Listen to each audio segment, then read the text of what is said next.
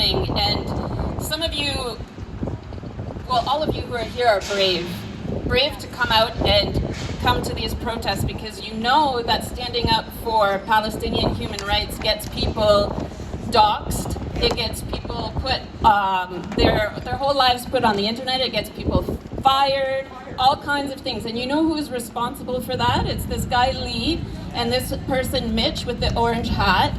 They take films of people's faces, photos, they put them online, they get put on Twitter, and they get reposted by accounts like Leviathan and Honest Reporting.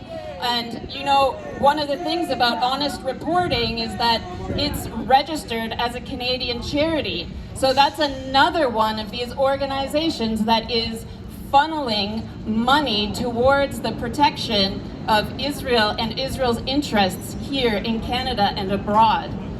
So last year, when the JNF received a notification to revoke from the CRA, the Professional Institute of the Public Service of Canada, so the union that represents over 17,000 CRA professionals, it stated that as an organization that always stands with human rights, they commend the CRA's decision to revoke the JNF's charitable status. Yeah. That's workers coming together to stand against these criminal organizations. As we know, since October 2023, Israel has waged a genocide against Palestinians with Canada's support. We know that the Israeli army is using weapons and arms produced by Canadian companies to murder Palestinians, bomb hospitals, schools, and refugee camps in Gaza. But beyond those weapons and bombs, we know that Israel's genocide and ongoing apartheid system is sustained by various forms of collaboration and trade within Canada, from academic partnerships and research to the sale of alcohol produced in illegal settlements, to delivering mail and shipping of goods, issuing of government permits and export licenses.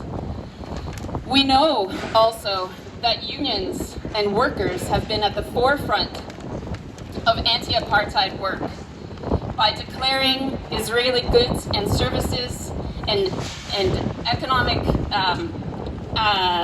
relationships with Israel as hot cargo. So hot cargo isn't just the weapons and arms that are being sent there, but also programs, just the same as these tax benefit programs that allow charitable tax deductions for Canada's richest people to go to Israel.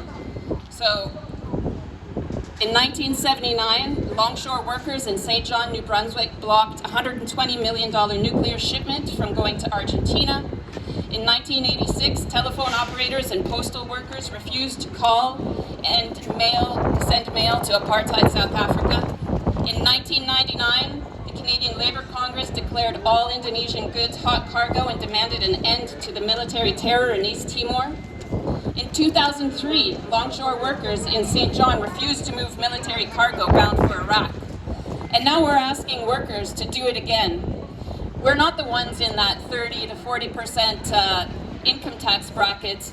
We have jobs that we use to take care of our families. We don't want to be going to work to support genocide. And so we're calling on all workers to refuse hot cargo, to refuse to handle hot cargo, both goods, services, programs, and just like Pepsi, to support when the government does the right thing and follows its own rules and regulations and laws and revokes charitable status for these criminal organizations. Thank you.